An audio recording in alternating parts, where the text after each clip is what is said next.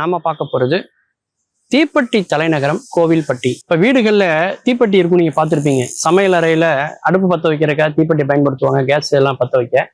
பூஜை அறையிலையும் விளக்கு எல்லாம் ஏற்றுவதற்கு, தீபம் ஏற்றுவதற்கு தீப்பெட்டியை பயன்படுத்துவாங்க. ஆனா அந்த தீப்பெட்டிக்கு பின்னாடி ஒரு வரலாறு இருக்கு, தீப்பெட்டிக்கு பின்னாடி ஒரு நகரம் இருக்கு, தீப்பெட்டிக்கு பின்னாடி ஒரு பெருமை இருக்கு. அது தமிழ்நாட்டுல இருக்கு அப்படிங்கிறது எத்தனை பேருக்கு தெரியுங்க? ஆமா, தீப்பெட்டி தலைநகரம் அப்படின்னு அழைக்கப்படுவது நம்முடைய கோவில்பட்டி. இந்தியால உற்பத்தி ஆகக்கூடிய தீப்பெட்டிகள்ல 70% தீப்பெட்டிகள் பாத்தீங்கன்னா நம்ம கோவில்பட்டியில தான் தயாராகுதுன்னு சொல்லலாம். கோவில்பட்டி, சாத்தூர், சிவகாசி போன்ற பல இடங்கள்ல இந்த தீப்பெட்டி தயார் செய்யப்படுது. இதுக்கு என்ன காரணம் அப்படின்னா, பல தலைமுறைகளா இந்த பகுதி ஒரு குடிசை தொழிலாக இந்த தீப்பெட்டியை செஞ்சு வராங்க. அந்த மக்களுடைய ஏழ்மையை போக்கக்கூடிய ஒரு குடிசை தொழிலாகவும், கிராமப்புற மக்களுக்கான ஒரு வாழ்வாதாரமாகவும் இருக்கக்கூடியது இந்த தீப்பெட்டி தொழில். இந்த மற்ற எல்லா ஊரையும் விட இந்த இடத்துல ஏன் தீப்பெட்டி அதிகமா சிறப்பா இருக்கு அப்படின்னு பாத்தீங்கன்னா, இங்க இருக்கக்கூடிய அந்த வெப்பம், இந்த வெப்பம்தான் அந்த தீக்குச்சிகள், அந்த மரக்குச்சி உலர்த்துவதற்கும் அதுல இருக்கக்கூடிய அந்த ரசாயனம் உலருவதற்கும் காரணமாக இருக்கிறது.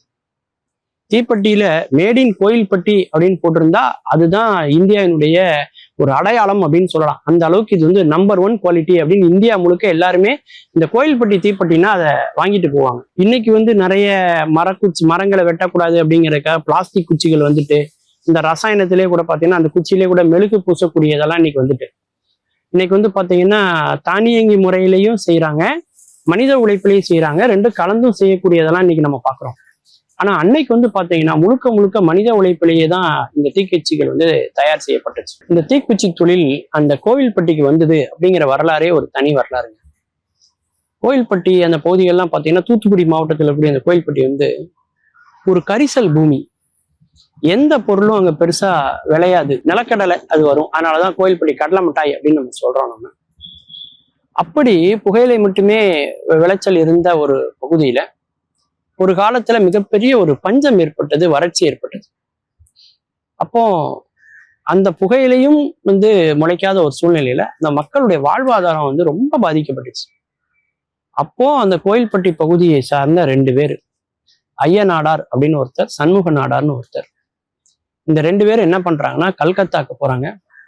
கல்கத்தாக்கு போய் இந்த தீப்பெட்டி தொழிலை கத்துக்கிறாங்க. எப்படி அந்த மருந்து வைக்கணும், குச்சி எப்படி நம்ம தேர்ந்தெடுக்கணும், அந்த அட்டை டப்பா மாதிரி அந்த அட்டைப்பெட்டி மாதிரி இருக்கும் அந்த பாக்ஸ், அதை எப்படி நம்ம எடுக்கிறது அப்படிங்கிறது எல்லாத்தையுமே அவங்க கத்துக்கிட்டு அவங்க இங்க இருக்கிற மக்களை எல்லாம் ஒருங்கிணைத்து அவர்களுக்கு இதை ஒரு தொழிலா கத்து கொடுத்து, அதனால பாத்தீங்கன்னா ஒரு காலத்துல இதுக்கு பின்னாடி இந்த ஊரை சுத்தி பாத்தீங்கன்னா நிறைய தீப்பெட்டி உற்பத்தி செய்யக்கூடிய தொழிற்சாலைகள் நிறைய இருந்தது. எல்லா வீடுகள்லையுமே இது ஒரு பிரதான தொழிலா இருக்கும். எல்லா வீட்லயும் பாத்தீங்கன்னா அந்த குச்சியை அடுக்கிறதுக்குனே ஒரு மரப்பலகை மாதிரி இருக்கும். அதுல கம்பியில கொடுத்துருப்பாங்க, 2 பக்கம் துவாரம் இருக்கும். அதை வச்சு அந்த கட்டையில அடுக்கி அப்படி வரிசை அதை அடிக்கிட்டே வருவாங்க. அந்த குச்சியை கரெக்டா ஒரு பாக்ஸ்ல எத்தனை குச்சி இருக்கணுமோ அந்த அளவு கரெக்டா இருக்கும். அதை எடுத்து கரெக்டா அந்த அட்டைப்பெட்டிக்குள்ள வச்சு சுத்தி வர அதை ஒட்டுவாங்க, அந்த லேபிள ஒட்டுவாங்க.